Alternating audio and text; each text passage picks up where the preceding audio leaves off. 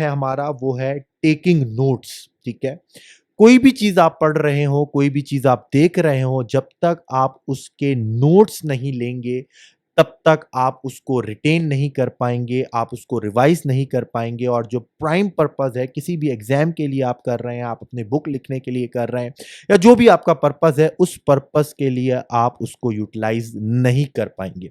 अब सवाल पैदा होता है कि जी नोट्स टेकिंग किस तरह की जाए। तो इसके पहले मोस्ट इंपॉर्टेंट पॉइंट आप समझ लें। सबसे पहले नोट्स टेकिंग आपने हाथ से करनी है। काफी लोग जो है वो सॉफ्ट पे नोट्स लिखते हैं, लैपटॉप के ऊपर, आईपैड के ऊपर, मोबाइल के ऊपर, वो लिख सकते हैं। लेकिन जब आप अपने हैंड्स रिटन नोट्स बनाते हैं तो उसमें आप अपनी वर्डिंग यूज करते हैं और आपकी प्रोसेसिंग पावर काफी ज्यादा हो जाती है as compare to making notes on screen. दूसरी चीज आपने ये करनी है कि आपने उस राइटिंग में नोट्स बनाने हैं जो लिजिबल हो, जो आपको समझ में भी आए।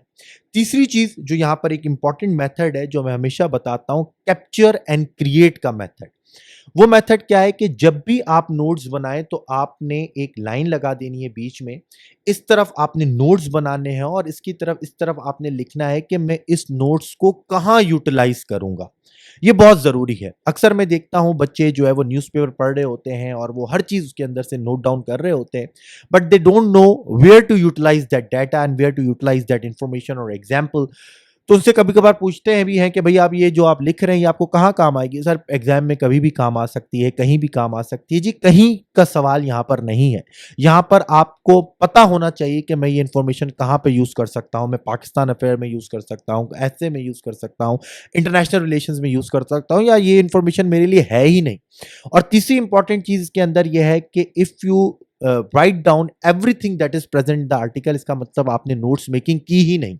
अगर आप हर चीज लिख रहे हैं या जो स्पीकर बोल रहा है उसकी हर बात आपको इंपॉर्टेंट लग रही है, इसका मतलब आपकी कॉम्प्रिहेंशन पावर जो है वो इतनी अच्छी नहीं है। आपने अपने कॉम्प्रिहेंशन स्किल्स के ऊपर जो है वो काम करना है। ठीक है जी, तो ये कुछ इंपॉर्टेंट पॉइंट्स थे। अब बात कर लेते हैं कि जी नोट्स लिखने किस तरह से हैं, बनाने किस तरह से। तो इसके लिए एक एक्रोनियम है, TIP, टिप, जो आपने याद रखना है।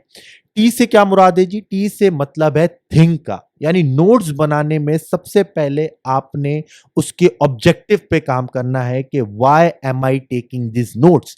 मैं ये नोट्स किस चीज के लिए बना रहा हूं। ठीक है, मैं ये नोट्स अपने एग्जाम के लिए, फाइनल एग्जाम के रिवीजन के लिए बना रहा हूं, या उससे पहले मैं जो रिवाइज करूंगा उसके लिए बना रहा हूं। दोनों में डिफरेंस है। फाइनल एग्जाम टाइम जो रिवीजन के लिए नोट्स होते हैं वो शॉर्ट नोट्स होते हैं, वो पॉइंटर नोट्स होते हैं। उससे पहले के जो रिवीजन के लिए नोट्स होते हैं वो डिटेल नोट्स होते हैं। तो आपको अपना ऑब्जेक्टिव क्लियर रखना है कि मैं आखिर बना किस चीज के लिए नोट्स रहा हूं।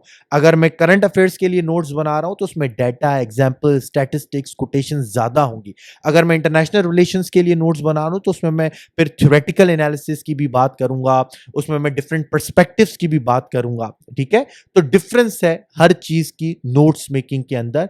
तो first of all you have to think what should be the object, या what is the object of my notes making, वो आखिर है क्या।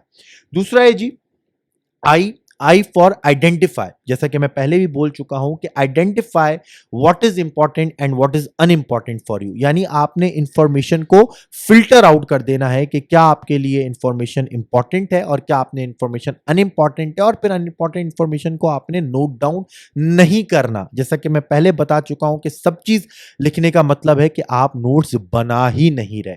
And last but not least, P is for prioritize. After notes making के बाद आपने उस notes को पढ़ना है, उसमें जो वैल्यूएबल इंफॉर्मेशन आपको लग रही है आप उसको अंडरलाइन कर लें। ठीक है, कि ये बहुत इंपॉर्टेंट इंफॉर्मेशन है जो जिसको आप प्रायोरिटाइज करेंगे, या फिर उसमें आप नोट्स में आपको कोई कमी लग रही है तो फिर आप अपने उस नोट्स को जो है वो अपडेट भी करते रहें। ठीक है, अपडेट कर लें ताकि आपको एंड टाइम पे वो नोट से आप जो है वो मैक्सिमम बेनिफिट ले पाए। अगेन, लैंग्वेज आपकी अपनी होनी चाहिए, राइटिंग लिजिबल होनी चाहिए। कोई आप शॉर्ट कट्स या आप कोडिंग इस्तेमाल कर रहे हैं तो वो आपको क्लियर पता होने चाहिए कि आखिर वो चीज़ है क्या। तो ये थी जी आज की वीडियो, जिसमें मैंने बताने की आपको कोशिश की कि किस तरह आप अपनी स्टडी से मैक्सिमम बेनिफिट हासिल कर सकते हैं। उम्मीद है कि आप इन तमाम जो है वो स्किल्स को की प्रैक्टिस करेंगे और अपने आप को जो है वो अनकॉन्शियस कॉम्पिटेंस के लेवल पे ऊपर लेकर आएंगे। मिलते हैं जी अगली वीडियो में। Thank you so much.